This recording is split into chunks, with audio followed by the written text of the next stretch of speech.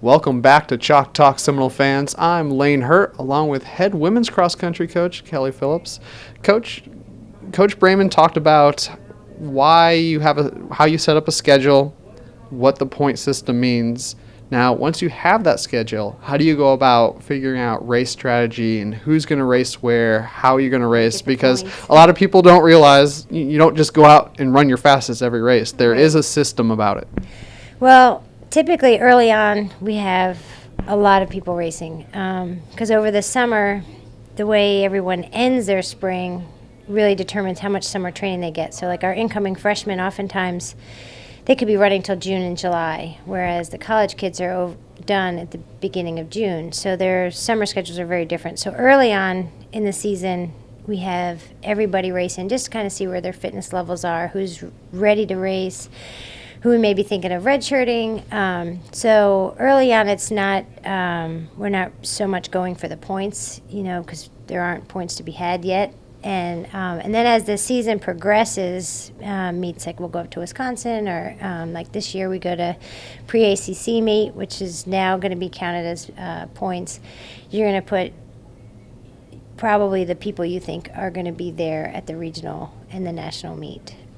So we're fortunate that we have a very big team, and so unlike the men will go to one meet, we oftentimes will go to two meets. So we may split the team in half, and so it gives the opportunity for the younger athletes to race and have a chance to make that top seven, and also gives them time to develop.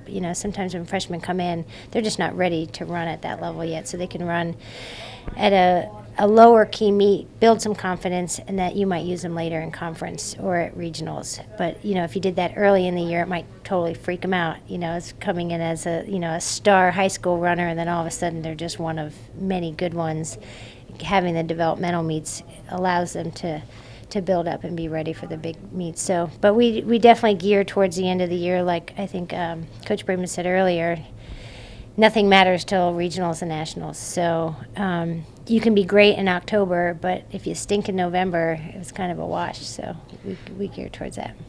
Certainly different coaches use different philosophies. You, Coach Brayman, I'm sure approach things differently. Is it something that's based more on the runners that you have season to season, or is there something or some principles that you carry over as a coach that you use every season?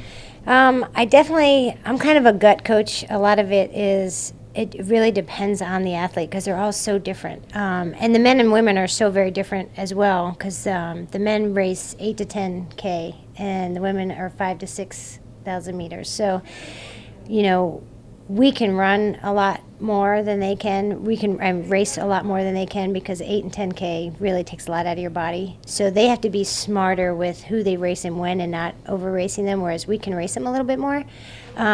So that philosophy is different. And a lot of times when your athletes come in, women can have an 800-meter runner that can pull off cross country, whereas men, an 800 runner very rarely is going to be able to pull off cross country because it's so much further. So it's for the men, it's a lot more development and giving them a year to get used to it, whereas the women, they're not really changing from high school, so they can hop right in as freshmen and make an impact. So there is a little bit of difference, but I oftentimes some years you have teams that are really distance-based. They're more 5K, 10K runners on the track, so they're very different styles of training than if you have more milers and 800-meter runners. They're more speed, lower mileage. So it really depends on the group and depends on what they can handle. So for me, every year is never the same. It's very, very different. And with that said, one thing is always the same. You want to be at your very best for those championship meets at the end of the season. Yep, you got to be good at the end. And the key is for distance runners is you got to keep them healthy, and that's the hardest part. So, but being here, with all the trails we have, we're pretty lucky, so they stay healthy. So. Well, thank you, Coach. I hope you fans out there have learned a little bit more about cross country over these last couple of weeks. And, of course, you'll have a couple chances to catch the teams in October, home meet. And, of course, the Seminoles will be hosting a region meet once again at the end of the season. November 11th, be there. It's Veterans Day. I know no one's working that day, so come see us run. There you have it. For Coach Phillips, I'm Lane Hurt. We'll see you next time.